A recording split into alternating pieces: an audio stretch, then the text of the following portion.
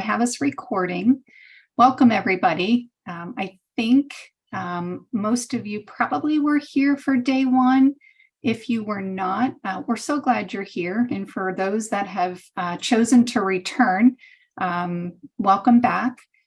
I want to start by just popping in our shared folder in case you have not been able to take a muting. And since we are recording, we'll try real hard to be sensitive with our microphones and background noise. But let's see here.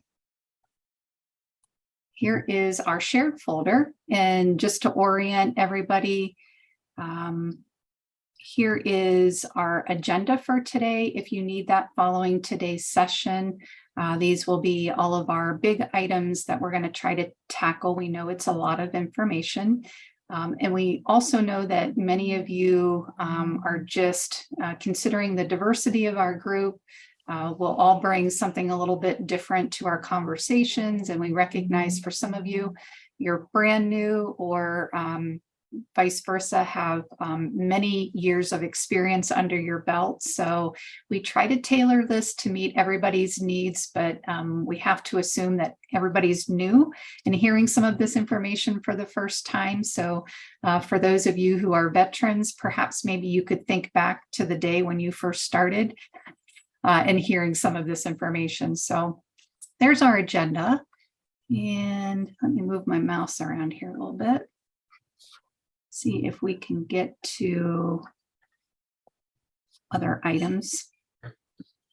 We also dropped the PowerPoint in there, and we purposefully put 2 slides on a page just so it's a little easier if you're referring to your hard copy PowerPoint, that you can kind of see some of the very small text or font in there. So anyhow, and then we'll have some of these other handouts that we'll refer to during our presentation. So I'm going to go back to the PowerPoint and keep us rolling. So as you're joining us, if you can make sure that your first and last name is in the chat. And if you have more than one person who is sitting with you, if you could list everybody's names, that will be our sign-in sheet and kind of our cross-check for today. Oops. Sorry, looks like I didn't get our PowerPoint back. There we go. All right. So for today, similar to our agenda that's in our shared folder, these will be our big topics that we're going to try to tackle. And for those of you who this is the first time that you're chiming in, my name is Holly Hall. I'm one of the consultants with the state support team, and Tiffany Wade will be presenting with me. So she's my co-pilot for today. We will be spending a lot of time talking about documentation, aspects of data tracking. We'll talk more specifically around IEP goals, understanding communication and function of behaviors, some of those de-escalation techniques, and more specifically behavior tracking, and then some other data collection processes. And if you weren't with us on day one, these were the big topics that we tried to tackle. Just thinking about the role of the paraprofessional in comparison to the role of the teacher, and then some of those shared roles that are divided between us. And certainly there are aspects of the teacher role that the paraprofessional role takes on. So we spent some time really kind of unpacking some of those things, recognizing that this really looks very different across all of our districts. It looks different even in our individual buildings. So just a wide variety of roles that we all play under that hat of paraprofessional. We also talked about the impact that the paraprofessional has as part of that instructional team, and all of the different ways that you engage with others as part of that larger team and supporting our students being under the direction of the teacher when it comes to some of those instructional aspects, but really thinking about how we help to reinforce some of those things and really just being part of that team. We couldn't do it without the support of our paraprofessionals. We also spent some time really thinking about just the basics of special education. Spent a little bit of time thinking through or having a brief discussion about all of those aspects to evaluation planning, thinking about our students who look very different when we think about just their individual needs and their eligibility categories, and certainly not that eligibility categories mean a whole lot to us, more just thinking about the importance of some of those teaching strategies that we use to help support our children, and then really thinking about the individual education program and how those needs are outlined as part of thinking about the individual needs of the student. And then lastly, we spent some time talking about confidentiality and the importance of really protecting that personal identification information for each of our students, thinking about our obligations under IDEA and FERPA. So really just those things to kind of get us thinking in terms of how we support students. Today, we're going to really be thinking about individualized student needs. And to kind of get us started, if you have your phone close to you or a computer, what we want to do is we want to use a Menti. And what we want you to respond to is, what types of information do you document in your current role? And so at the top of the slide, you'll see, if you can go to this site, www.menti.com, and enter this code, you'll be able to input all of those different ways or types of information that you document in your current role. We're going to give this a whirl and see if we can make this work. So I'm going to give you a few minutes to access that. If you're not able to, you can certainly put it in the chat as well.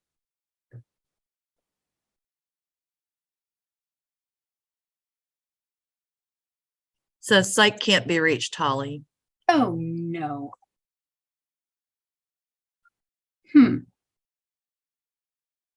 Well, bummer. Is everybody getting that message?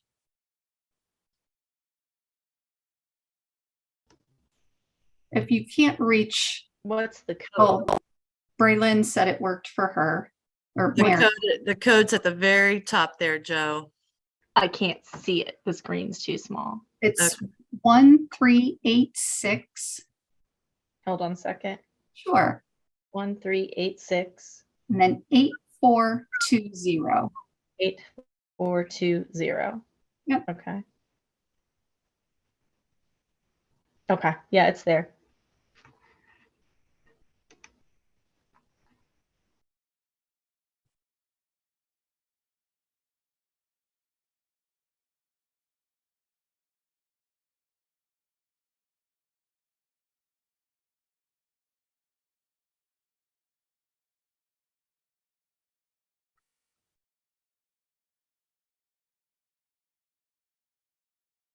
So the site is www.menti.com.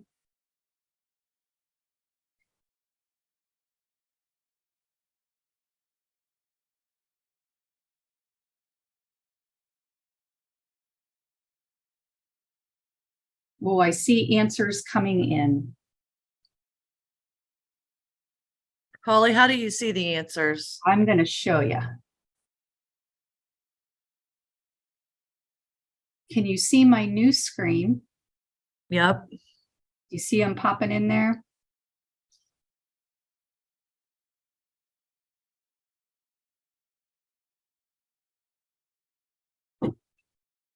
So I see personal documents, Snack list. behaviors a couple times. Yep. Attendance, ELA. Ooh, calming techniques used like that.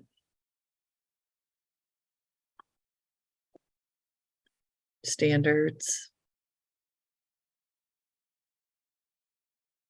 Attendance. Not sure what personal documents are. What's meant by that? Daily progress of students. Good.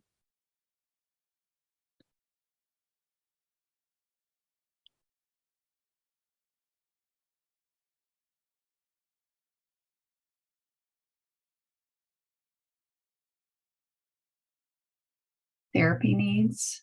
Mm-hmm. Oh, step up to quality. Ugh. I think that's what that is. Yep.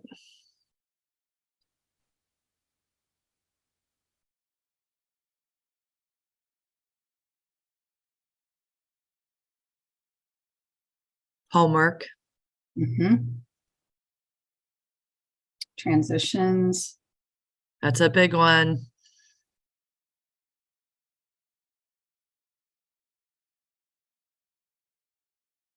All right. Well, I think that gives us enough to kind of wrap our minds around all those different ways that you are responsible for documentation, and even thinking about our conversations moving forward. Those will be good things to be mindful of. So I'm going to go back to our PowerPoint. You're just joining us. If you can put your name in the chat first and last for attendance. All right, and hopefully we're back with our PowerPoint.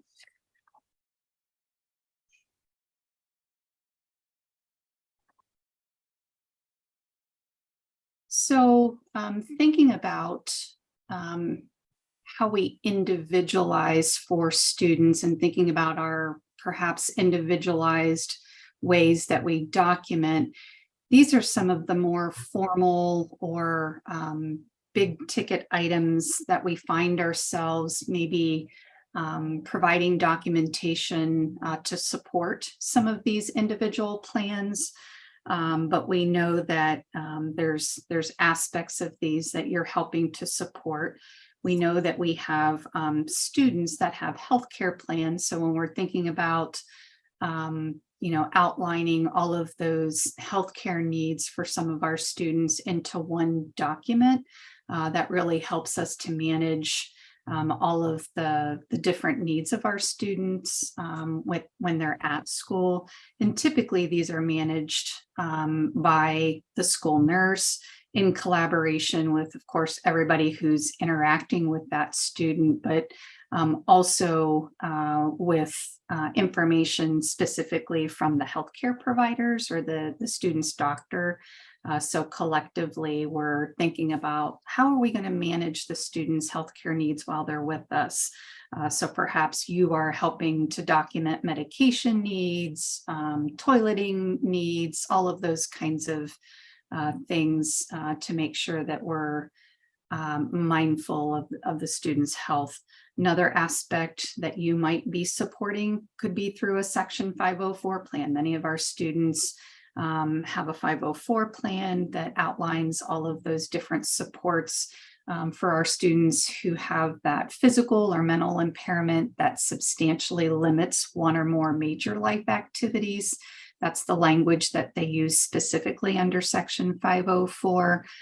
Typically, we see accommodations that are listed within a 504 plan But this, the Section 504 plan falls under the Federal Office of Civil Rights, under the US Department of Ed. But again, that might be another area where you're tracking some of those supports underneath a 50 or as part of a 504 plan. And then, of course, our individual education program, which outlines all of the goals, the special education and related services for a student, also the supplementary aids and services, including those accommodations, modifications, and we can even think about transition services. And then maybe you're helping to support a student who has a behavior intervention plan. And those plans kind of outlining how we're going to manage that problem behavior and thinking specifically about those things that we have to change or remove that tend to trigger or maintain those behaviors by helping to really think through how we're going to strengthen replacement skills and, supporting the student through those positive behavior intervention and supports to help us address the student's behavior. And then sometimes we have students who have multiple plans, right? So lots of different ways that you could be supporting a student in terms of documentation. But thinking about this aspect of documentation, there's kind of these 5 big things that we're going to take a little bit closer look at in terms of or what we're going to call considerations. We're going to think more about the purpose. Why are we documenting?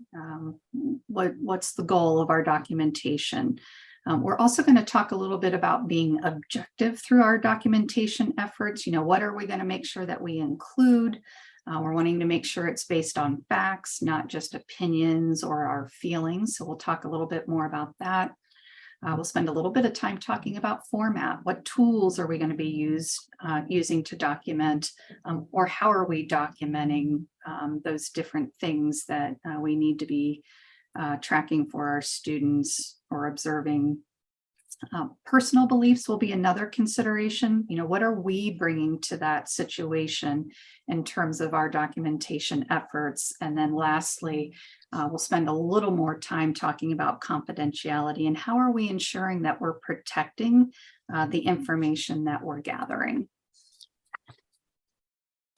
So purpose, this kind of came up when we did the Menti, thinking about all those different ways that you are documenting. So thinking about communication, perhaps it's to document medical issues, concerns, perhaps it's academic needs. We're thinking about instructional performance of a student. Maybe we're documenting behavioral aspects. And then just those other global types of things that we're documenting. So those are some of the big purposes that we document. And, going back to our Menti, you can think of attendance. That would be one of those big things under other. Lots of those different things that you guys talked about fall under all of these different purposes in terms of documentation. So thinking about our documentation, we really want to kind of think through this lens of being objective and how do we increase our objectivity when we're observing or through our documentation efforts. We can think about including quantitative information versus qualitative information, and then thinking about different dimensions of behavior when we're thinking about how to be objective. And so when we think about these aspects, oftentimes these are aspects when we're thinking about student performance, but I think these different, thinking through each one of these lenses can also help us think about the broader sense, regardless of what our documentation efforts are for. So when we think about quantitative information, that's usually information that is based in numbers. Can we count it? Is it measurable? You know, does our information within our documentation, maybe it's going to tell us how many times, how much, or how often, versus qualitative information, which is really describing different qualities or characteristics of something, where we're really providing just really rich descriptions or characteristics of, you know, perhaps it could be we're describing a setting or a situation. So it's really thinking about those descriptions that we're including in our documentation.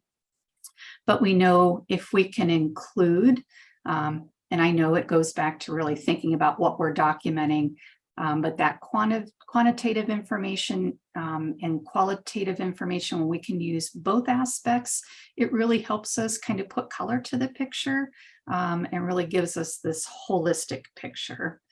And then this last piece of dimension of behavior or skills, this really also helps us to think about what might we want to be including or be thinking about as we're providing documentation. So thinking about the different dimensions or the different aspects of how a child might perform a skill or a behavior when we're actually trying to describe a child's performance. And I am going to switch us over to our shared folder real quick.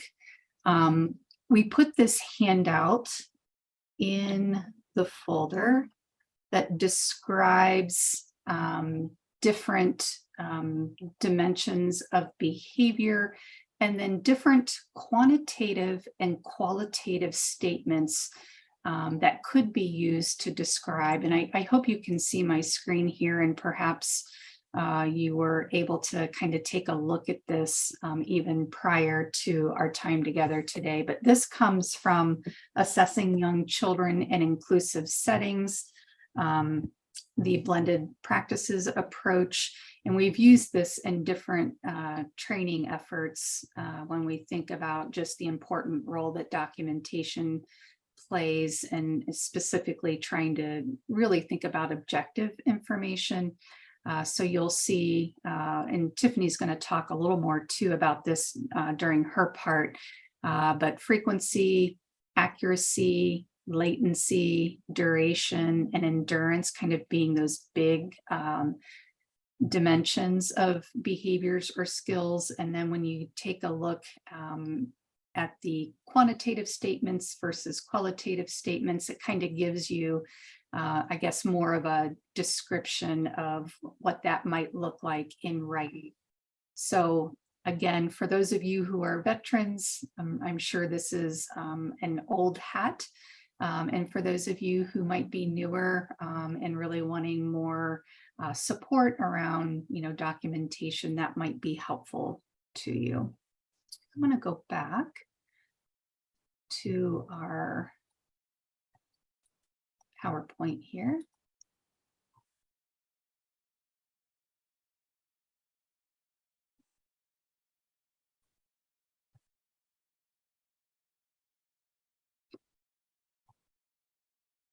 All right, so taking a look at this graphic, which is of course a farm setting, this is just another way to kind of think about qualitative versus quantitative.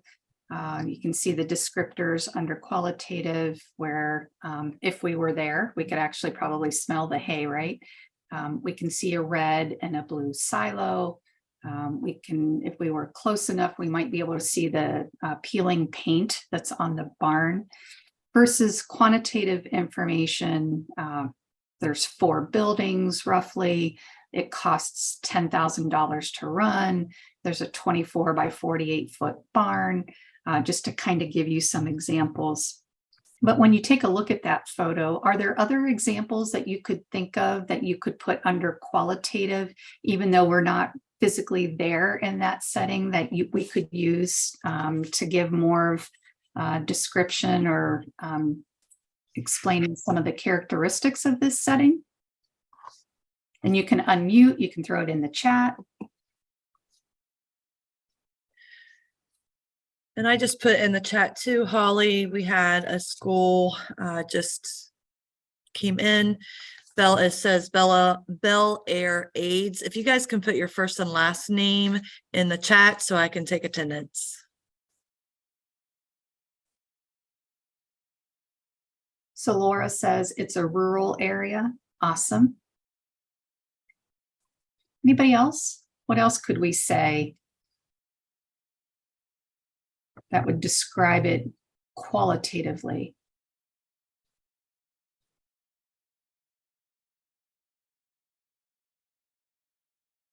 Sunny, okay. Good one. We all need some sunshine, right? Lots of cows, okay.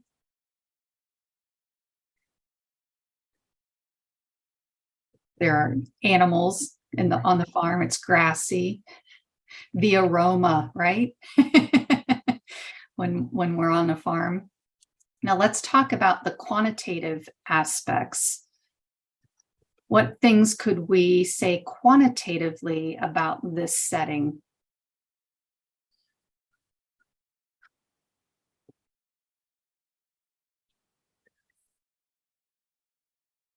I think so Jeanette said 25 cows. I said 18 plus cows. Yeah, so Danielle also referred to the number of cows. The amount of acres. Oh, that's a good one. Yeah, so again, just these cows want me out of there. So some of them count for 2 because they're huge. Yeah, good point, Jeanette. It was kind of hard to decipher, you know, when there was 1 versus 2 and they were kind of lumped together. The degree or temperature. Oh, I love that, Danielle. That was a good one. So anyhow, just a little exercise to kind of get us thinking about what are those different aspects between qualitative and quantitative. But let's take a look at this is actually some documentation of the same student and same scenario. So if you look at the left, Jason chooses to read because he enjoys it. And then when we look at the statement or the documentation on the right, Jason went straight to the reading area during choice time, began reading Frog and Toad. After a few minutes, he looked over to where Doug and Julie were building with blocks. He watched the children playing. I went over and asked if he wanted to play with them. He shook his head and went back to reading his book. So I want to give you just a couple minutes, and if you will, kind of jot down the pros and the cons to each one of these documentation efforts, both on the one on the left as well as the one on the right. Just kind of make a laundry list of things that are helpful versus things that are not helpful, or again, the pros versus the cons when we look at these pieces. And just brainstorm or create a list.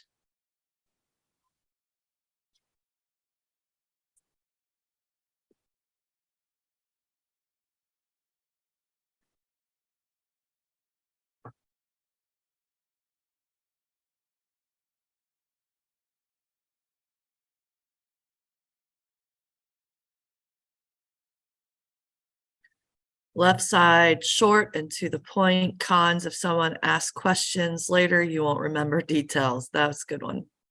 Absolutely.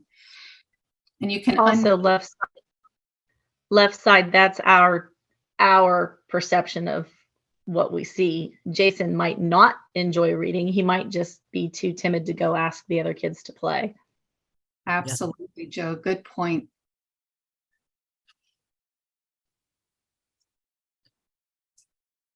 Yeah, and sometimes just like Mary, Braylon, and Brooke, in terms of their comments, sometimes we know time is of the essence and we can't always record something at length, but when we shorten our responses, and I don't know about you, but I can't remember what I had for breakfast. So trying to go back and really pull out those details would be very difficult, right? In terms of the right, very detailed, maybe a little bit too much details. Shouldn't use other students' names in case you ever need to show mom or dad or someone. That's a good point. I was just getting ready to say that. Yeah, and Pam, I love that you bring this up. The left one doesn't have the time or date. And I think anytime that you're documenting for whatever reason, time stamping it, date stamping it is always important, right? So I love that you address that. So what if someone asks who the altercation was with and you cannot remember? That's a good one. Yeah. And maybe instead of using student names, because maybe it is important if we have group dynamics, maybe it's just using an initial so that you know. Yeah. Oh, and that's what Braylon and Mary and Brooke followed up with. Look, we're all on the same page, right? Anybody else? So it really is dependent upon the purpose, you know, why we're documenting in terms of how much information and what we're going to include in that documentation. And like we said earlier, I think there are some things standardly that we would always include, like a date and perhaps time. Any other comments?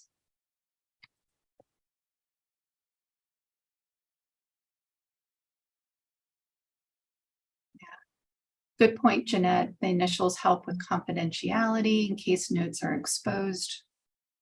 All right. So moving on and thinking about tools or formats, you know, regardless of the purpose for our documentation, there's all different kinds of tools that we're using in terms of record keeping, you know, what we see, what we hear, what we're observing, how are we documenting that information? And again, regardless of how we're using that information, sometimes the tools that we use often are dictated by dimensions of the different behaviors or skills that we're needing to collect information around. But I'm curious, you can either use the annotation feature in your toolbar, you can use the chat, you can unmute, but talk to me about the different formats that you're currently using to document. What are things that you're familiar with?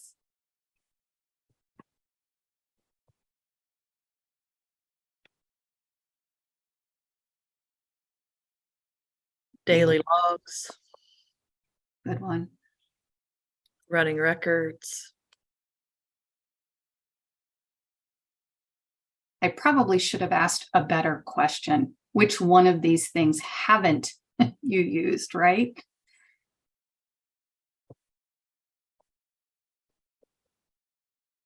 And I know oftentimes these things are being given to you in terms of supporting a student's instructional need or behavioral need. Carrie says she hasn't used a matrix yet. But anyhow, lots of different ways too that we're collecting information, and sometimes it doesn't make sense to use certain tools based on what information we're needing to collect. So thank you guys for helping us understand kind of some of those things that you are using. But we're going to talk more about kind of what we bring to our observations or to our documentation and data collection efforts. But we know our culture is reflected in our communication, our expectations, and therefore how we observe others. We each have our own set of beliefs about ourselves, as well as our own attitudes, assumptions, expectations about people and events. And this is culture. Cultural differences or cultural beliefs really do or can get in the way of what we see or what we're observing. And when we just think about some of the things like what we believe about child rearing and lots of different aspects, sleeping, eating, toileting. I know people would probably fall over if they knew how long my daughter slept in my bed for different reasons. But we know that that creates red flags for some of us. Even eating habits at home. So that tends to really create some conflicting beliefs. Even thinking about different ways that we communicate, thinking about in some homes, interrupting each other is perfectly fine or acceptable, but others not so much. Also thinking about child independence. Oftentimes we see situations where children are expected to do everything on their own versus having some parents who do things, everything for the child. And so really understanding cultural differences isn't always easy. And it's easy to assume that our way is the right way, but there are just many right ways. And it's really just checking ourselves to make sure that those things aren't influencing our documentation, and thinking about our individuality, what and how we see shapes who we are. And this really understands or helps us understand how two people can be observing or seeing the same exact thing or situation, but see totally different things. I know oftentimes I'll hear some of my colleagues talk about a presentation that we both were part of, and they took something very different away from that presentation than what I did. And I'm sure many of you can relate to that. Or you go see the same movie, and we all have had this happen where somebody has really honed in on a certain aspect of the movie and somebody else really took something different away. Differences in temperament affects how we experience and see children. It's, I think, harder to observe someone who's a lot different than what we are.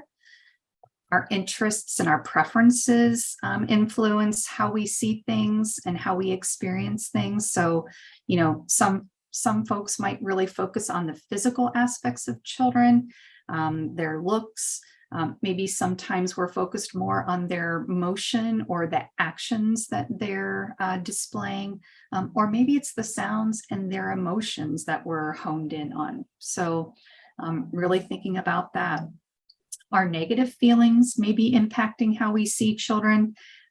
If and this has happened, I know it's happened with me personally. If we have negative feelings about a child, it could influence how we see a student, and maybe that creates lower expectations. So we have to be mindful of that. And lastly, also the more knowledge we have, the more experience we have, impacts our observations. So I want to do one more thing activity wise, and I kind of want to prime you for this next piece. What do you see? So for 15 seconds, I'm going to let you take a look at this picture, and then we are going to stop, and then I'm going to have you record how many different items that you can remember seeing. So we're going to go ahead and start, and no cheating. Don't write anything down yet. See how many things you can remember.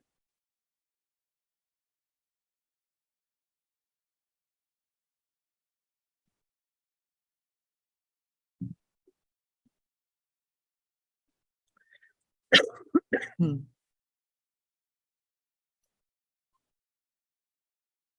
right. So can you, on a piece of paper, somewhere close by, write down all those things you remember seeing on that slide? See, Holly, if we were in person, we could give out like candy for the reward. Right? Right. Harry, I love it. Magic 8 Ball, pretzel, Mickey, head, and I am done. This is sad.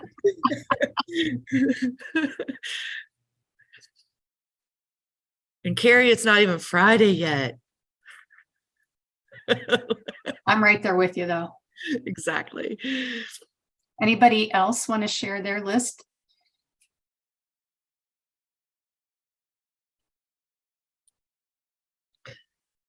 I know. Hang in there, Carrie. Anybody want to unmute and share their list, or are you using the chat?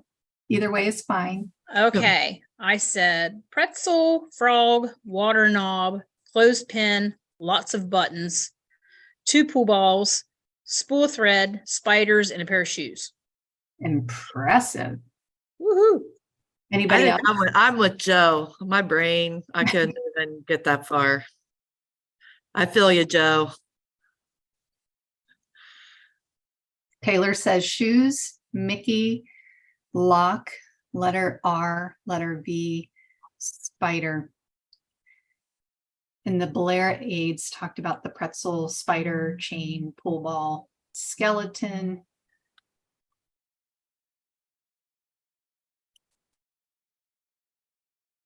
All right. I noticed that a lot of you put letters in there, and I'm wondering, are letters in there because that is something you do a lot of? We're embraced with, right, tracking different things about students' performance, so letters tend to stick out.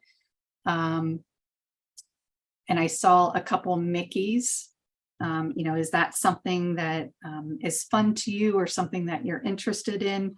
So really the point of this was to see that not two people are going to see the same things. Oftentimes, the things that we remember are things that are of interest to us. So we think about color, things that bring us joy, or even vice versa. Maybe there's something in that photo that really triggered you because it was something that you didn't like. So maybe that was something that you recorded.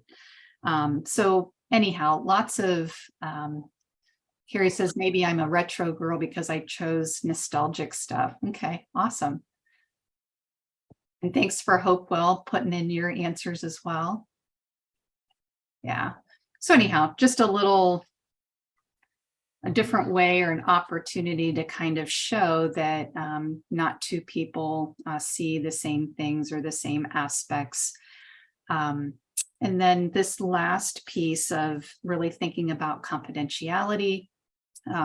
We both, I guess as a reminder that both the child and family have an absolute right to expect that all of their information is going to be confidential and made available only to those personnel within our school or other agencies who require it, to make sure that we're ensuring that the rights, the health and the safety and the physical well-being of students are preserved. And that was kind of some of the things that we talked about as part of confidentiality our last session. So again, just wanting to make sure that you understand what your district policies are around confidentiality. And this was one of the quotes from our guide through the OPEP organizations. Paraprofessionals often observe and graph data that is used for instructional decision-making, whether for academic or behavioral decisions. And we know that many of you are supporting students who are on an individual education program. So thinking about just those different aspects that you're supporting. And we know that this is just a screenshot of the section of the IEP. Some of you may be familiar with the documents, some of you may not be, but this is usually the section of the IEP where we see those individualized academic or behavioral goals with supporting methods that perhaps you are helping to collect information around in terms of, is the student making progress? Or really just thinking about decision making based on the information that we're collecting through these methods.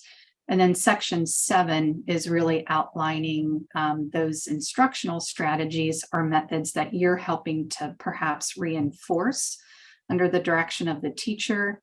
And then again, going back to you're using those instructional methods to help support the goal of the student, and then using a variety of these methods, which many of these were things that we talked about under format or tools, or maybe you were actually tracking accommodations for a student, making sure that there are certain accommodations that are being provided based on the description of the extent and condition that they're supposed to be given.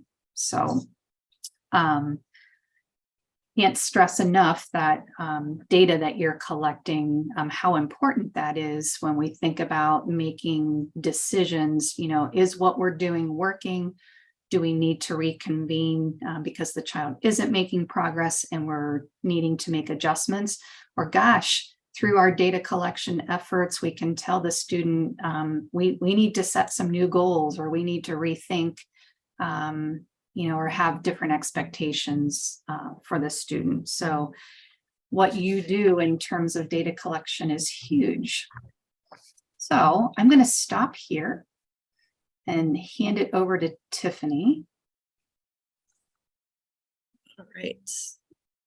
And as Tiffany is kind of getting situated there, is there any reaction or thoughts based on anything that we talked about through documentation this far?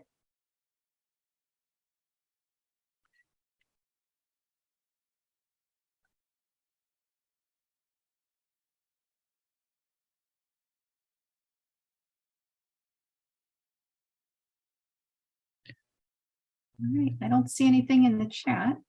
All right.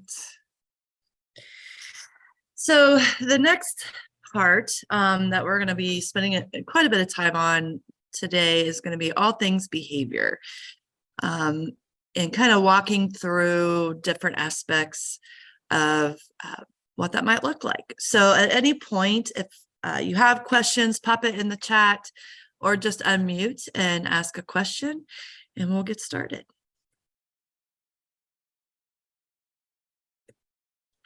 Well, maybe I will. It's not there. Can you see that, Holly? Did it move on to, okay. It did. It was kind of frozen there for a minute. So before we can talk anything about behavior, we need to first talk about forms of communication. And we all know that behaviors, when I say behaviors, I don't want you to think we're only talking about kids that behaviors can be just anywhere from non-compliance, refusals, and all the way to those big moments, right? Moments of escalation. So when I talk about behaviors, I'm kind of talking about the whole pendulum of what behaviors look like. So we know that behavior in any form is a form of communication. And so I wanted to spend just a little bit of time in these next few slides to kind of talk about the different forms of communication. And I think it's important when we are working with children to realize that the words that we use, they all send messages. And that can be verbally sending a message. It can be, as we go through, you'll see nonverbal and paraverbal. I think when we're working with a child that is beginning to get escalated or is refusing, remember to keep those messages short, simple, and very clear. Be respectful when you're talking to students. Sometimes I know I had walked in on situations in my experience where the way adults were speaking to the child just kind of shut it off, right? Wasn't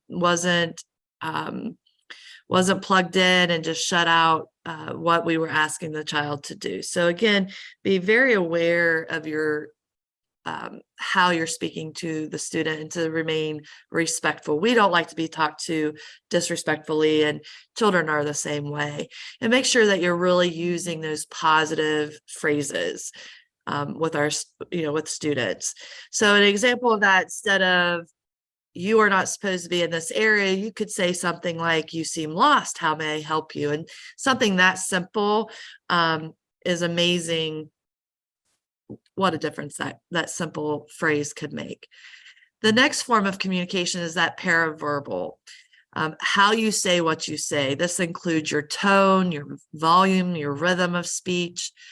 When you're getting frustrated, your rhythm of your speech can go up, your tone, your volume.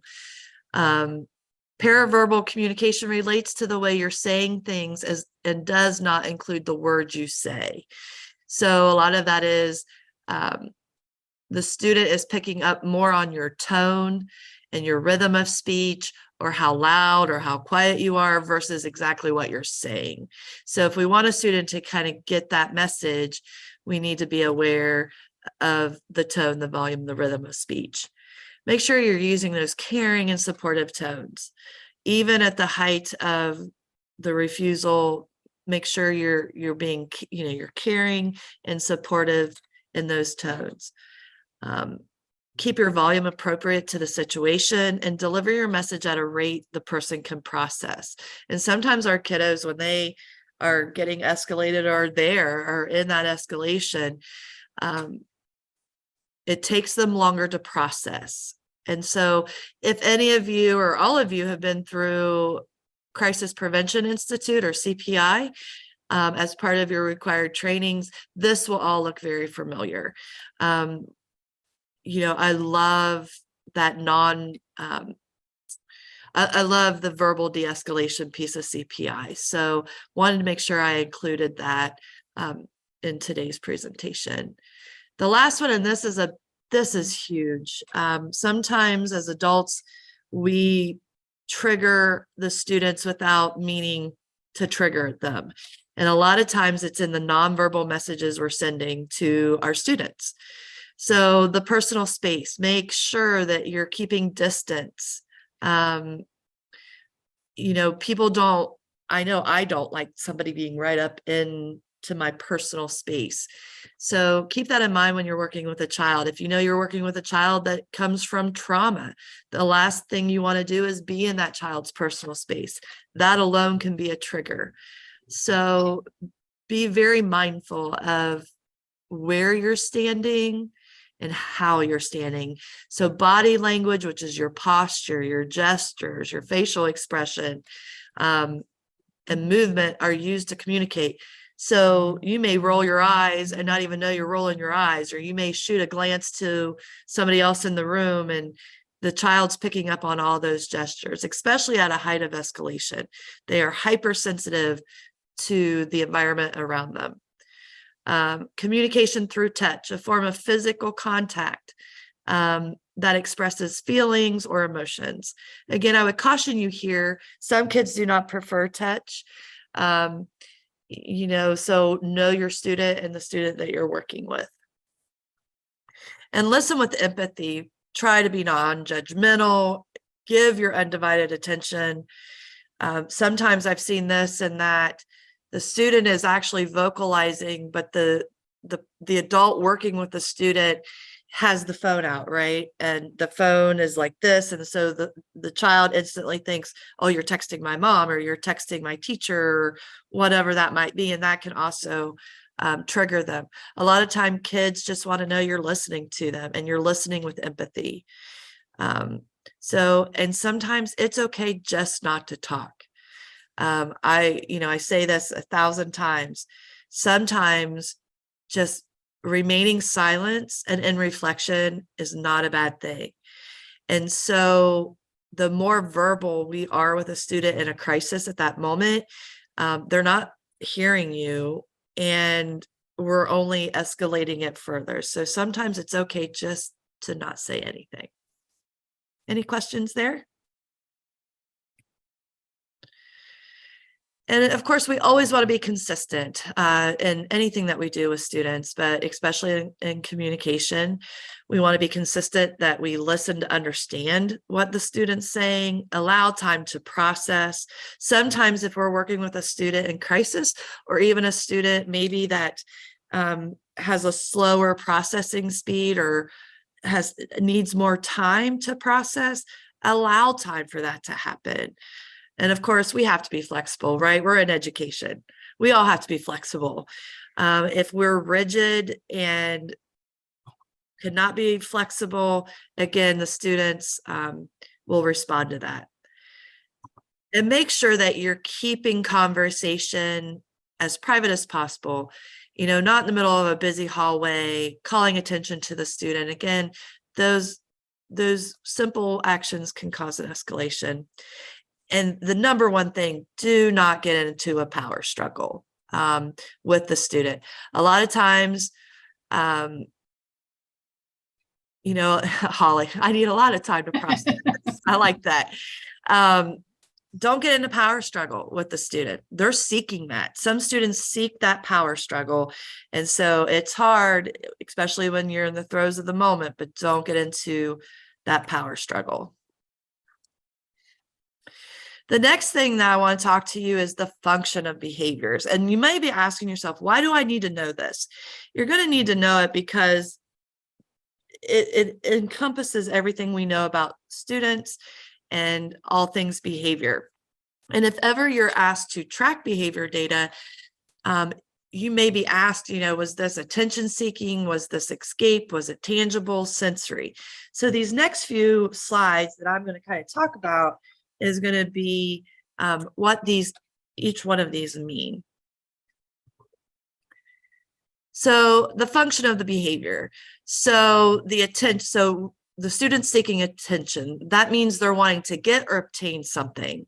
So they engage in a behavior to receive attention, whether that's good or bad. They just want attention. And that could be asking for things way too often, fake crying, whining, being way too loud, screaming. We know what that looks like to seek attention. We know what our own children look like when they're trying to seek attention.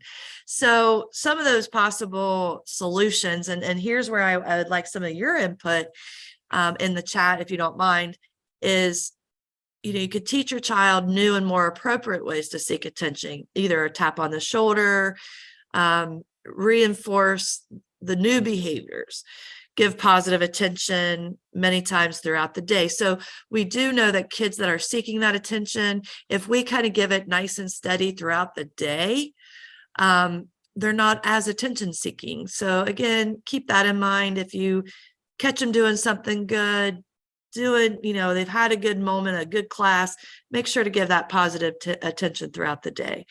And ignore the undesired attention seeking behavior. So if you would take a few minutes, you can unmute or you can place it in the chat, just some solutions that have worked for you as a paraprofessional in that attention seeking. So how do you handle or solutions that you've used that have worked well for you?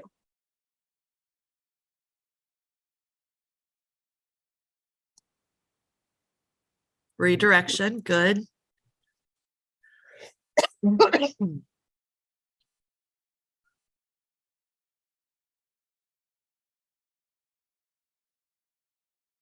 Reward system, perfect, yes.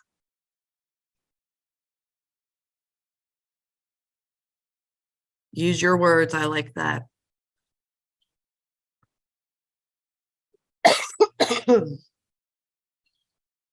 Point system.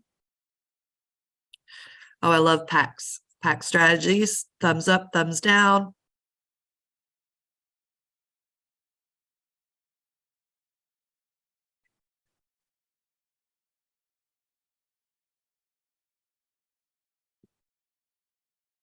I like that one, Carrie. Giving students jobs, it's kind of a redirection technique, right? Which I think you referred to. Love that. Those jobs can be very motivating for sure.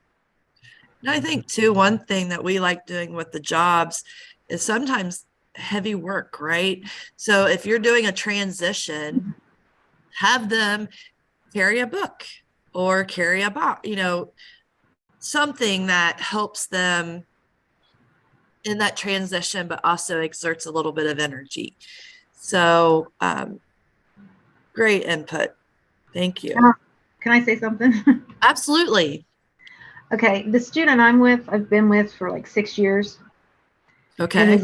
is now a junior high student, and he just cusses me out to, I think, get attention. And basically, we know each other so well, and according to his mother, a little too well. And I think um, I think what we're trying to do, I think what we're gonna do is pull me away from him. We're trying to. I mean, he hasn't really been in a classroom setting yet since. I mean, I've had him since second grade, and he has yet to be in a full-time classroom. I've been like basically his teacher, so we're trying to get him back into a classroom setting and ease me away from him. But a lot of times that's what he'll do just to get my attention and get me focused on him. So if I just step back and let somebody else deal with him, that'll pretty much make him stop. And I think too, he's old enough, right? We could also start talking about some replacement behaviors. So instead of cussing you to get your attention, what is, we need to teach him that replacement behavior. So, and again, that's stepping away. So it sounds like you're headed in the right direction. So you've been with him a long time. Yeah. For sure. The next is to escape and avoid. And, he could also be doing this too. Yes. Avoid a He avoids task. Or, at all costs. yes. And so sometimes behaviors that they're doing can fit in in some of these areas. So to escape or avoid a task, obviously it's something they don't want to do, so they're engaging in a behavior to get out of that task. So, there's examples of that. So every time Miss Sams places a vocab worksheet on Stella's desk, she rips the paper up and throws it on the floor. As a result, Miss Sam does not make her do her vocabulary homework. In the future, Stella continues to engage in the behavior every time she I can't see it because of my light. Holly, how do I hide my little box here where I can see? Like you can just the box for where you can see others. Is that what you're referring to? You can just drag it. Oh, duh. Okay. So basically, every time she gets a vocab sheet, she's doing that same behavior to avoid the vocabulary work, right? So she's ripping it up. So some solutions to that: first then board. I love first then. Give them a visual schedule, establishing a good rapport, offering choices, clear expectation, and follow through. We know that if we give a lot of support around those transitions or non-preferred activities, like a first then board or a visual schedule, we know sometimes that makes it a little easier. So again, in the chat, put in some solutions that you have used that have worked around escape or avoidance behaviors. You also 100% cannot allow them to escape Correct. the work. Correct. It doesn't matter how long it takes. I had a student at one time that he hated to write anything more than 1 or 2 words. So anytime we had to do like paragraph writing or anything like that, the behaviors would start. And it didn't matter how long it took, what kind of behavior. There were times we had to clear the room, things like that.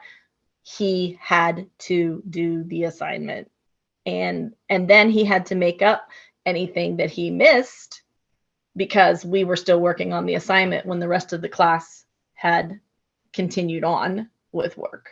So, and sometimes that moment isn't always the moment to make sure he finishes the assignment. Sometimes it's circling back, right? That they're not leaving the day without finishing that work. So sometimes it's getting creative on how they finish it. So even if it's not immediate, because sometimes they do get so escalated, they can't finish it to where you have to clear a room.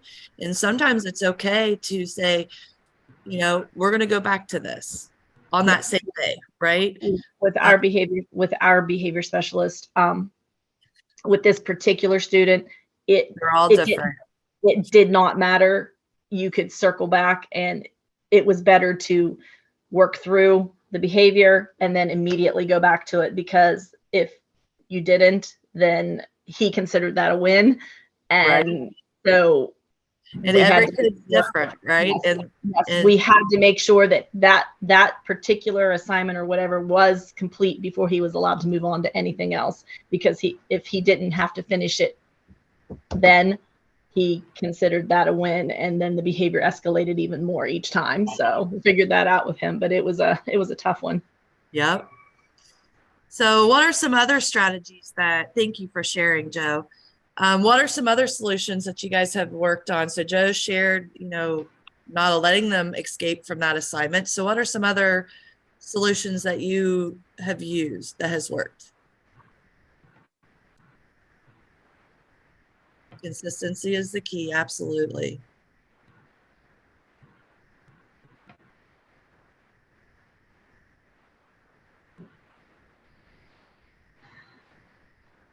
Okay.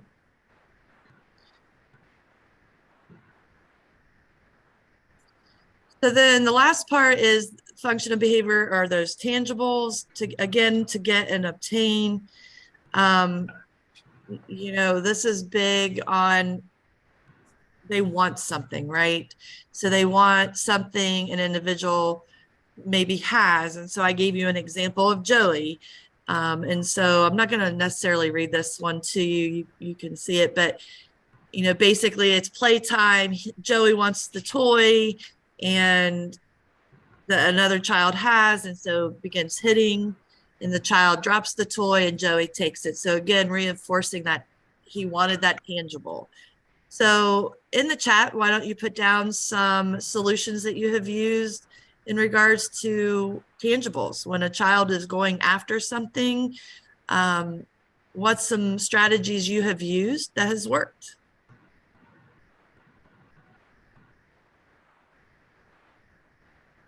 Fidgets, time to play, timers is a big one. Good.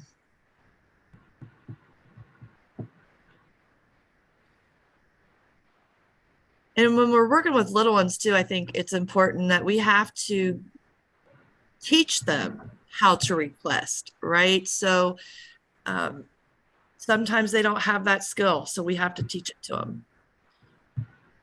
And the last function of behavior is sensory, again, to get or obtain.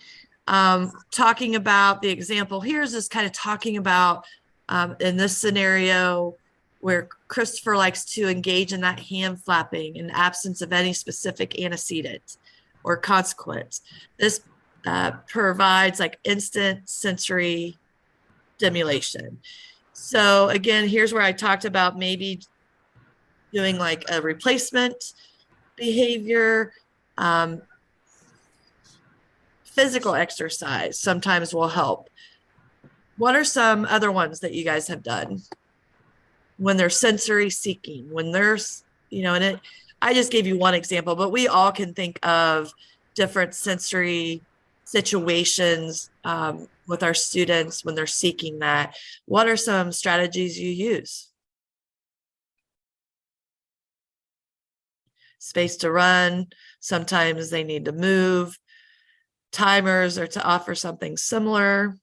I think that was from our previous one. What about sensory? Headphones, yes. Compression. Basketball.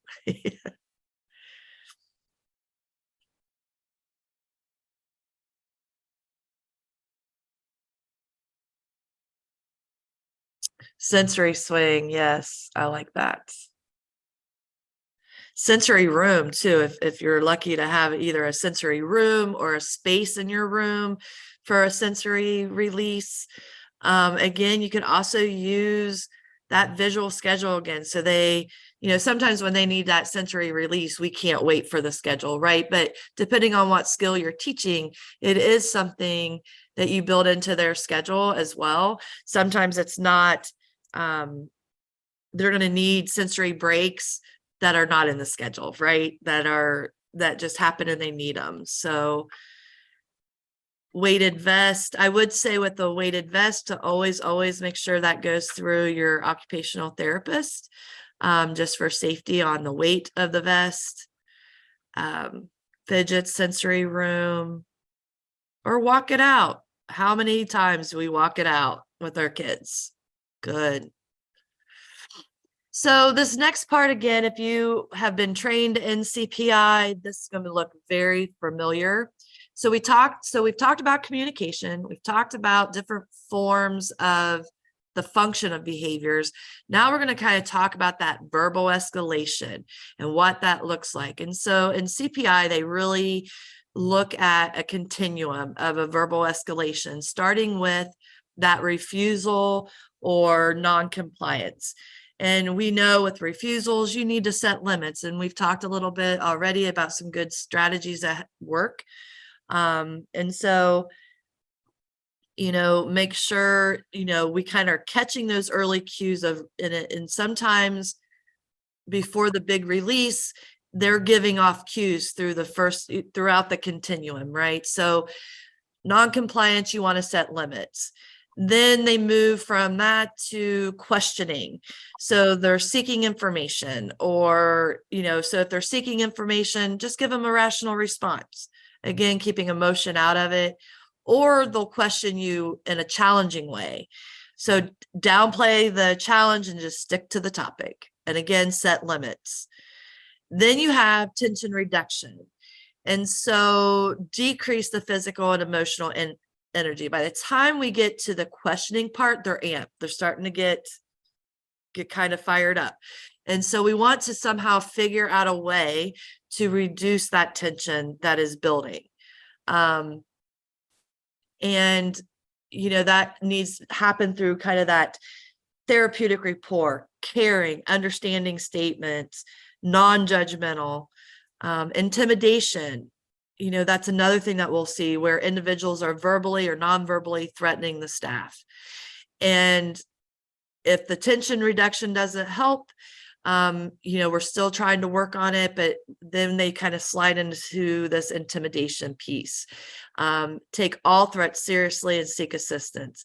So when a student becomes that verbally and non-verbally threatening to staff, you want to ask for assistance at that point. And of course, we know that the release is when that verbal and emotional outburst takes place. Allow them to vent, remove the audience from the student that's in crisis, and just stop talking. Some of my toughest cases in the district I was in, a lot of times I could diffuse a situation just by not engaging during this release period. And, I ensured they were safe. I was in proximity, but I just didn't talk. And I didn't allow anybody come in or out except my support person, and allow them to come down, because they will come down, allow them to vent, but more importantly, remove the audience and limit that verbal engagement. Any questions there? Ooh, dancing. That's a good one. All right. So what is verbal de-escalation?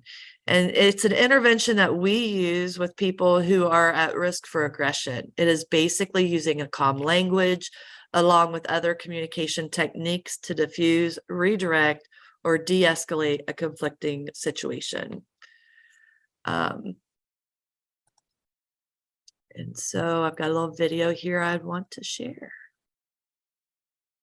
If you're a homeowner in Ohio and you're still paying for your electricity, then I've got some big news for you. Can you guys see that okay? When working with students, you may encounter a student who becomes very upset or angry. This could happen in a special education setting or in the classroom. As a guest teacher or classroom aide, you should never attempt to restrain a student, even if the student has an IEP 504 or behavior management plan that outlines specific physical restraint options. These options should only be enforced by a staff member trained at CPI, Crisis Prevention Institute.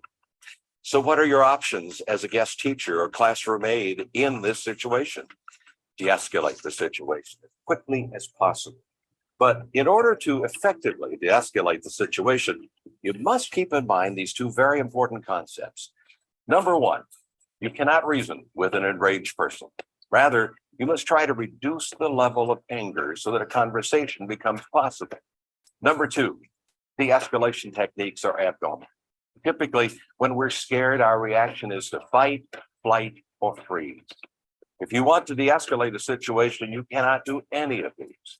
You must be centered and calm, even if you're frightened. There are 3 techniques to verbally de-escalating a situation, and it is important that you practice these techniques before they're needed, so they become second nature. 1, be in control of yourself. Appear calm, centered, and self-assured, even though you may not. Relax your facial muscles and look confident. Your own anxiety may escalate the aggression. Use a modulated, low, monotonous tone of voice. Too often, when scared or nervous, our voices are high-pitched.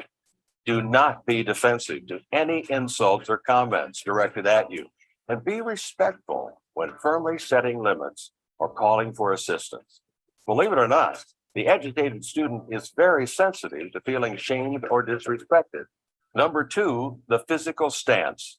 Always be at the same eye level as the student. Encourage the student to be seated, but if the student stands, so should you. Allow extra physical space between you, about 4 times the usual personal space. Do not stand full front to the student. In other words, stand at an angle so you can sidestep away if needed. Do not maintain constant eye contact. Allow the student to break their gaze and look away. Do not smile. For the agitated student, your smile could be perceived as mockery or anxiety. And do not touch. For the agitated student with cognitive dysfunction, your touch could be interpreted as hostile or threatening. Do not argue or try to convince the student. Rather, give choices. This will empower the student. Number 3, de-escalation discussion. Do not talk about anything except content that will bring the level of agitation down. Do not get loud or try to yell over the student. Just wait until the agitated student takes a break, and then speak in a calm, average volume voice. Explain the limits and rules in a firm but respectful tone. Remember to give choices or safe alternatives. Empathize with the feelings, but not the behavior. For example, I understand that you're feeling angry, but it is not okay for you to use abusive language. Do not argue or try to convince. Never ask, tell me how you feel, but rather, help me understand what you are saying to me. The latter statement doesn't feel attacking to the agitated student. There's nothing magical about de-escalating a situation. Trust your instincts. If after 2 or 3 minutes your techniques are not working, stop and reach out for help. The points of de-escalation is to transfer your sense of calm and genuine interest in what the student wants to tell you, while setting clear limits in hopes of the student responding in a positive way. Keep these simple tips in mind. Together, we're going to make the biggest difference. Okay. So does anybody have any input on that? What we just kind of watched? You can just unmute or you can place it in the chat. I have a question. Yes. I was just sitting here talking with Parapro from our building, and so there might be 2 or 3 in one room, 2 or 3 Parapros, because we have extended care. So what if there happens to be a Parapro that really isn't handling it in the manner that we're learning to do? What advice would I give those ones that are able to de-escalate using these strategies? What would be the advisement to give the staff in that situation? So you have one room, 3 or 4 pairs. I just want to make sure I have it right. Yeah, I have one room, so it's extended care. And so there could be, like maybe 24 kids in there and 3 adults. And so everybody's on a different page as far as how to handle behavior and expectations and things like that. And so before this training here is talked about, you're going to have someone that is really good at de-escalating and everything, and somebody that's not. So say this person that really doesn't understand how to de-escalate is trying to, but in the old way, what should the other adults around do if they could see that's not helping? That's because I think that's going to be one of the questions once we roll this out to everyone, is one of the questions, like, do they just stand by and let that happen? Should they help? What would be a good So strategy? yeah, I think some good strategies that I've seen in place, and even some that I've used, it's for some people, de-escalation is not the wheelhouse, right? Or it's not their comfort zone. So I've seen districts have like teams, right? So in that situation, you could have a point person or who's kind of at point, but you got to have a backup plan, right? So if that person is out, again, always falling back to training. So if there's staff that is maybe using some of those older techniques, send them through crisis prevention, right? Send them through some training that goes more in depth. I know there's multiple de-escalation or crisis prevention programs out there. I'm familiar with CPI because that's what I was trained in, but there's all kinds of trainings out there, but maybe it's time to go back through that, right? But I've seen it kind of used in different districts, different ways, in that, because there are some that just have a gift for de-escalation, right? They can just do it and it just doesn't faze them. I know I would get called in, so maybe our teachers had tried it, and they just weren't getting anywhere. And then I would get a call and I would go and de-escalate. So, I always would say fall back on the training piece, because, if you're seeing adults triggering students, that's a good indicator that maybe we just need to go back and do some training or retraining. Holly, would you agree to that? Yeah, and I really like, Tiffany, how you brought up the team aspect. And I'm wondering, for some of these situations, if there's crisis plans in place. Yep, for the that was student. going to be my next thing. Yeah, I would revisit those and have some conversations about what's currently outlined. Maybe there needs to be some adjustments, or that just might be a natural way to kind of bring up some of those conversations without, I guess, with trying to be supportive of everybody involved. Yeah. And then if you don't have, if a child doesn't have a crisis plan, you need to get one. You need to make one. And sometimes those crisis plans, like Holly said, will include some of those preferred individuals, right? People that the child feels safe with, that has a good rapport with them, and you can build that into the crisis piece. Does that make sense, Jeanette? Any other, we got some things here in the chats.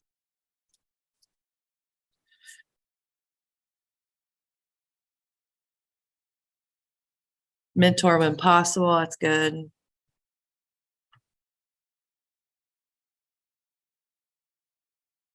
Sometimes it is best to leave the room and let someone else handle it, but staying close by for support. Tag teaming, I use that technique quite a bit, Braylon, in that, you get tired. I remember one time I got called over to de-escalate a child who was just in complete crisis. It ended up that we had to call the squad because we just couldn't bring her down. But my poor intervention specialist had been at it for a while, and they were tag teaming, and they were just exhausted. And so sometimes it was, I just kind of cleared the room, let them kind of be in proximity. And then I went in just to, again, to break that. So I like that. Thanks for sharing. I like Laura Yeah, indicated that, getting help from others, right? Can't do it as an island. We need help. So absolutely. Okay. yes, So, and oh, there's go ahead. one more that dropped in the chat there. You're right. Safety is key, right? Yep. Sometimes that's bottom line. What we have to do is just make sure everybody's safe. And I think that video kind of went through some of those de-escalation techniques. So I'm not going to spend a lot of time on this unless you guys want me to. It's pretty self-explanatory there. So the next part, we're going to kind of shift in to functional behavior assessments and behavior intervention plans. And every district's a little different. Most of the time, paraprofessionals are not part of the functional behavior assessment other than collecting that data. And so these next few slides are just going to kind of talk about all things behavior assessments and behavior intervention plans. And if you've had experience in this and want to pop that in the chat, that would be great. And we'll kind of go from here. And these videos that I have coming up are pretty short. That first one was our longest one. This video will answer the question of what are functional behavioral assessments and behavior intervention plans. These two processes are to determine a child's behaviors that may be interfering with their or their peers' learning, and then create a behavior intervention plan that will address those behaviors. A functional behavior assessment, or FBA, is a process of observing target behaviors, those that are interfering with learning, across a variety of school settings. Through the observations, the school team will learn what occurs prior to the behavior, often called antecedents, the behavior itself, and what follows the target behavior or consequences. Observations would include, for example, noting staff requests or curricular demands of the class and the child, for example, reading, preparing for class activities, and when and where the behavior does and does not occur. The next step is for a team meeting to be called to review the results of the FBA and hypothesize why the behaviors might be occurring, and then to construct a behavior intervention plan. The Behavior Intervention Plan, or BIP, is created with the intent of 1, reducing the likelihood of the behavior recurring. In other words, change of demands, length of assignments, seating, and so forth. And developing interventions that will be employed by staff should the behaviors occur. In addition, the following must be adhered to. Number 1, the establishment of a method of collecting data and sharing progress reports with staff and parents, and to determine if the plan is being fully implemented, successful, or in need of modification. The BIP is not to be a plan of punishment, but one of teaching the child replacement behaviors or skills. And 3, parent involvement in developing an approval are required for both the FBA and the BIP.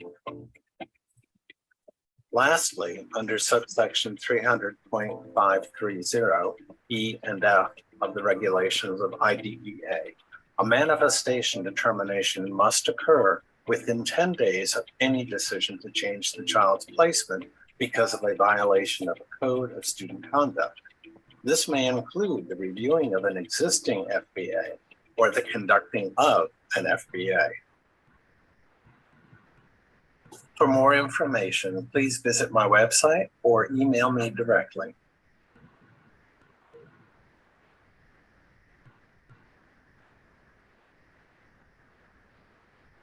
Okay.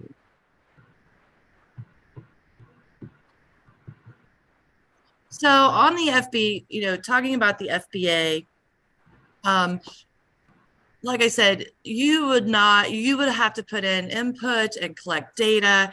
I don't, not too many paraprofessionals set in on these meetings, but you are, asked to track that data. Even once they have a behavior plan, you may have to kind of track that. You may be asked to track that progress. And I think it's important too, and they talked a little bit about this, about the manifestation. If a student with a disability continues to get into a lot of trouble and they get to this 10-day window, part of that law is they have to have a functional behavior assessment completed and a behavior plan, behavior plan implemented. So when we're talking about all things, I'm getting some feedback. There we go. When we talk about all things FBA and behavior tracking, we have what's called ABC data. How many of you have actually collected ABC data or know what that is? Data, more data. Yeah. Oh, Pam, I just assisted writing an FBA with my supervisor for the student I'm with. Excellent. So ABCs is, hang on. Close out of that. So ABC is actually tracking that antecedent. So what happened right before that behavior? Was it a transition? Was it a non-preferred activity? And again, keeping all emotion out of it, you are literally just tracking what occurred right before the behavior. So what was the antecedent? What was the behavior? Again, and then what was the consequence? So again, tying that function of behavior, right? So here's that antecedent kind of saying what was happening. So let's say it's math class and it's a transition from gym to math class. And the antecedent was a non-preferred activity, right? So we're headed into math from gym, the behavior that occurs during math class, and what happened after. Does that make sense? So the ABCs. Why can't I wear white after? Baked with low relief carbs and provide steady morning energy. Belvita, rise and thrive.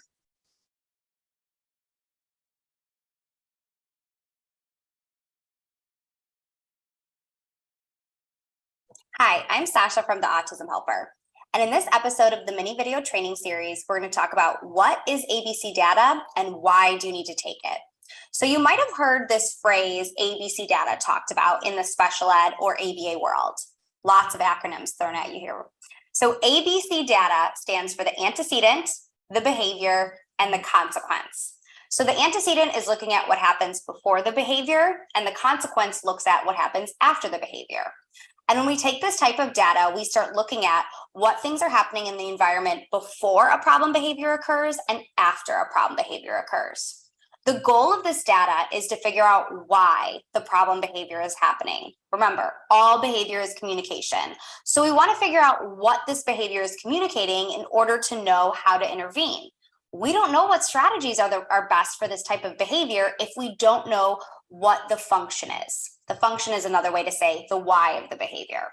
So let's go a little more in depth into what the A, B, and C mean when we're collecting this type of data. So A, the antecedent, that means what happens before the behavior. So when we are looking at the antecedent to a behavior, you want to look at the whole context. You want to look at what the student was doing, who was around them, was there a demand presented, was an item taken away? Maybe the child was completely alone. Note the day and the time. These are all important information that you can use to kind of start to identify the why of the behavior. Let's jump to the C, the consequence. Now, I don't want you to think about consequence as that old school, like there will be consequences type way of thinking of consequence. Consequence is just any change to the environment that happened after the behavior. So did the student get to go to break time? Did a teacher tell the child to stop doing that?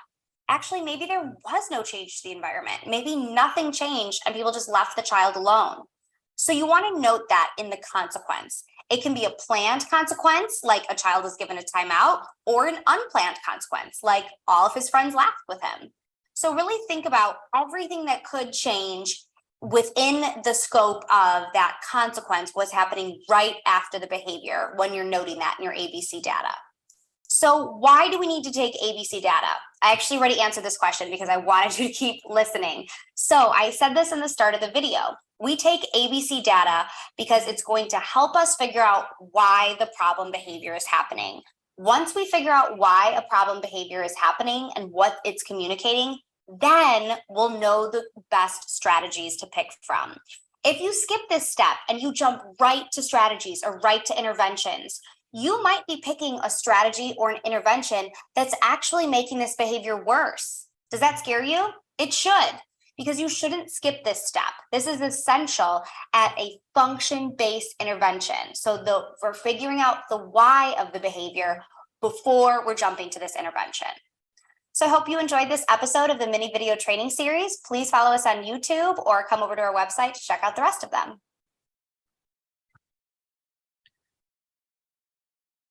Okay. Any input on that? It's pretty self-explanatory, but anybody want to give some feedback?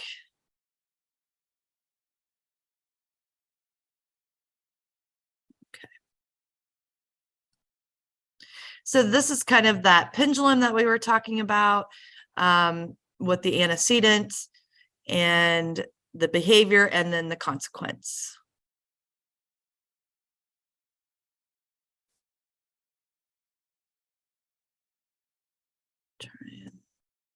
There. So here are just some possible antecedents. So the task is too hard, too easy, bored with the task. And I think this is one that we really overlook sometimes as educators, is that a student can be bored and behaviors can happen. So again, just really seeing what is taking place prior to the behavior. It could be large group instruction, small group, independent work, unstructured time and transitions. I can't say it, you know, our kids do not do well with unstructured time. So how many of you have had to deal with, you know, a behavior that's occurred during that unstructured time? It could be gym, it could be, or not as structured, right? That they're used to in the classroom. It could also be lunchtime, recess, where we see some of these behaviors and transitions, especially transitions if they're going from preferred to a non-preferred activity.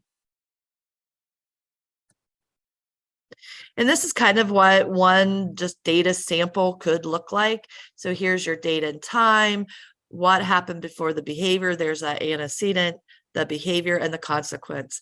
And again, keeping all emotion out of it. So when you are tracking this type of behavior, you're very, you just state the facts. This is what happened and keep emotion out of it. Any questions there? And then the last part that I kind of want to talk to you about is different types of data collection. We talked a little bit about the behavior pieces, but now here are other types of data collections that you may be asked to record, which is one of those is the frequent and event recording, which records the number of discrete events. Behaviors are easily counted, not at extreme rate. And examples would be like number of tardies, negative statements, leaves the sleep, leaves his seat or blurts out. I can remember we did one on frequency last year on a kiddo that it was being evaluated for Tourette's syndrome outside of the school, right? And so the doctor wanted some data from us to see how many blurt outs or tics that we would see. And so that was a frequency that we had our paras kind of record so we could give that data to the doctor. So the other one is duration recording, how long a behavior occurs, typical reported in minutes or seconds. For very high rate of behaviors that extend over time, tells the duration or the frequency. Examples would be the amount of time running, time out of seat, tantrums. This is also big when we're thinking that they're having focusing issues or, kind of being out of the seat. They need those movement breaks. And then the interval recording, the presence or absence of a behavior at any time during the interval of time. So it identifies patterns of behavior, when is more important than how much time, and examples would be invading your space, hands on others, screaming, and destroying material. So again, these are just some other types of data collections maybe you have collected, maybe you haven't, or in the future maybe asked to record. Holly, how's our chat look? Anything in our chat? I believe it was Carrie who talked about or referenced the antecedents and perhaps using triggers as terminology for some of those behaviors. Yeah, that's And good. I think I lost my chat here. I think that was the big one. Oh, here we go. She also talked about we have a student that runs out of the room when he doesn't want to do a task. So we do event recording for that. Perfect. You know, when we have kiddos that are eloping from the classroom, buildings, you know, again, kind of falling back to making sure you have that crisis plan that we talked about earlier. What's that going to look like in that moment?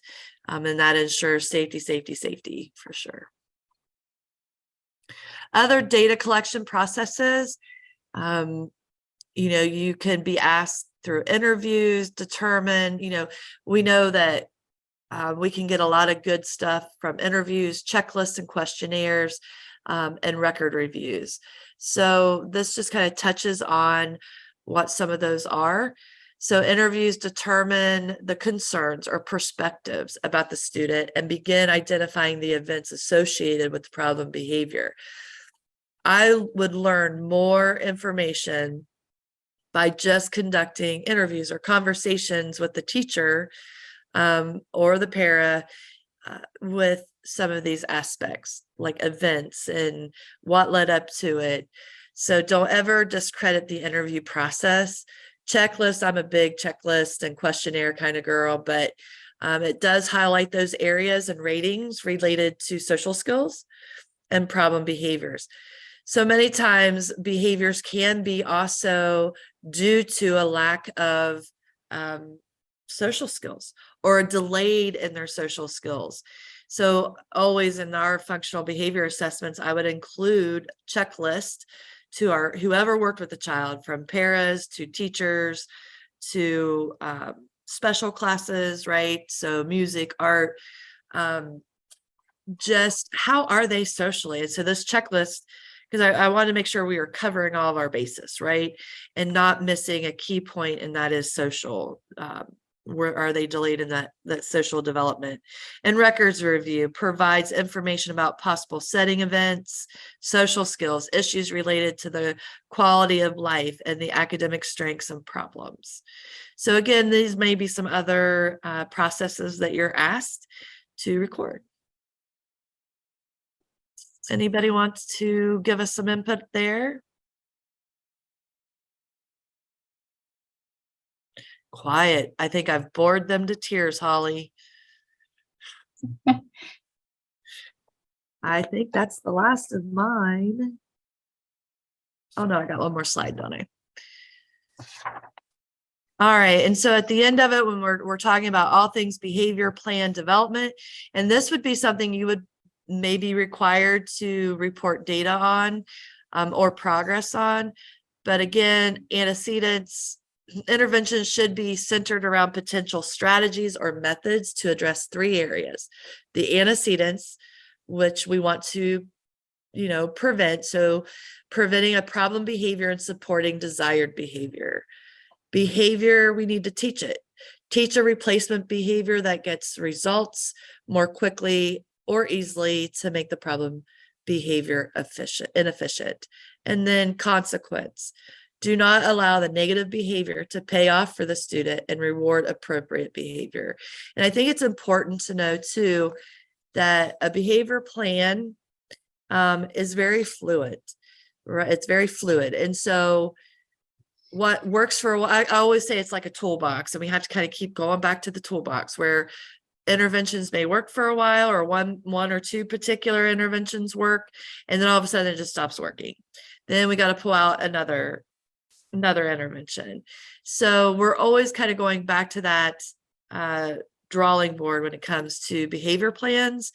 And so it's important, if you're working with a student that has a behavior plan and you feel like things are starting to not work as effectively, you need to reach out, right? You need to reach out to the powers that be and let them know that. And it may require some tweaks to the behavior plan.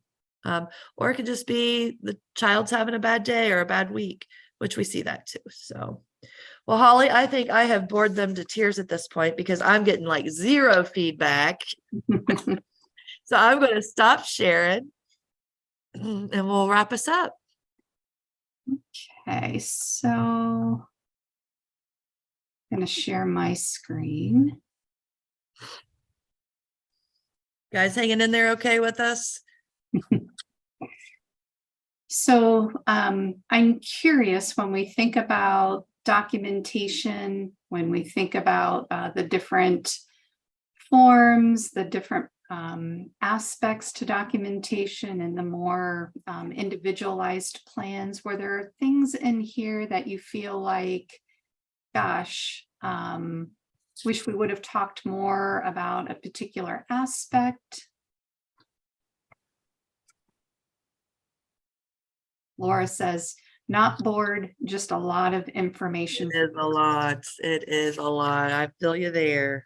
And probably doesn't help that we're doing this like on a Thursday afternoon, right before Friday. I don't know about you, but sometimes I wonder if folks get the best of me when it comes to Friday, right?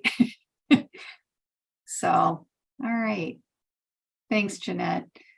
So the next time that we're together, we're going to be talking more about instructional processes and supports, inclusion of students in the gen ed setting, how we support them, and thinking about how we might engage students in individual and small groups.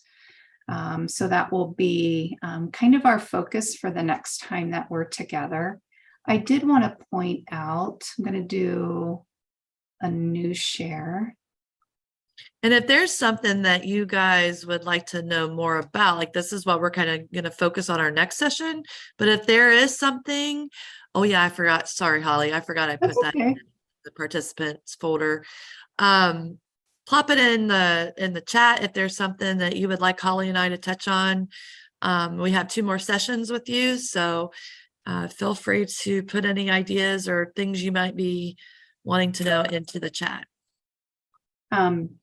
Tiffany had included in our shared folder these de-escalation tips, the CPI's top 10. If you may have already taken a look at the, oops, didn't mean to do that. You may have already taken a look at the de-escalation tips, but it's kind of a nice, quick at a glance read. So that was in there for you. And there's if you go to their website, they do have that's where I got this off of, a lot of free resources as well that you feel free to go take a look. But there's a lot of good stuff on their website. Their site is at the bottom of that handout if you're looking for it. All right, I'm going to pop back into the PowerPoint. And I'm going to put the evaluation link in the chat. Or you can try the QR code.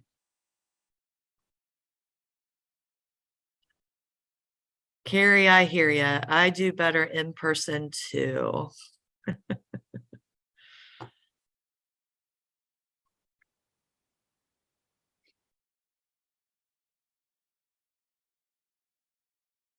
So yeah, if you'll take the opportunity to complete the evaluation, we'd appreciate your feedback. And like I said, we're kind of looking at different training formats and perhaps some on-demand sessions, but we wanted to at least use this opportunity to get feedback before we start creating those other formats, and knowing what resonates and perhaps what doesn't resonate with you.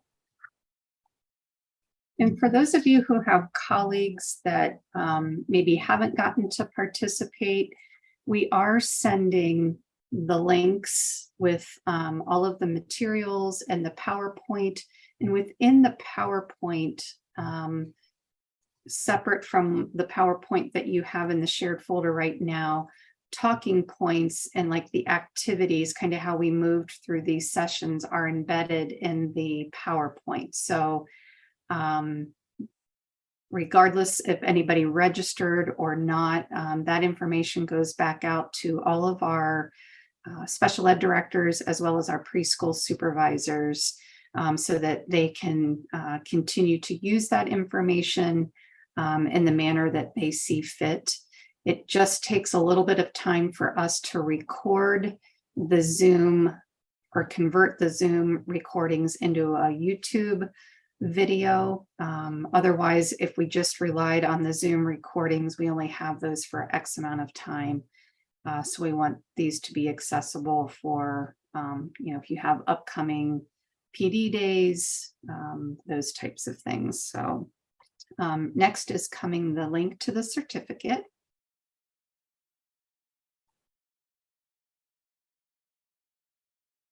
And again, you can follow us on social media. And Tiffany and I's contact information is here on the slide. And then you have all of the SST contacts on or as part of your shared folder as well. If you leave here today and think, gosh, I had a question, that's how you can get a hold of us. And we sure appreciate all of your input. You guys are always engaged. Very engaged. Yeah, we appreciate that. That's kind of what makes these presentations. So we appreciate you, and have a great weekend. And Keep hopefully, doing the good stuff. hopefully you get a long weekend.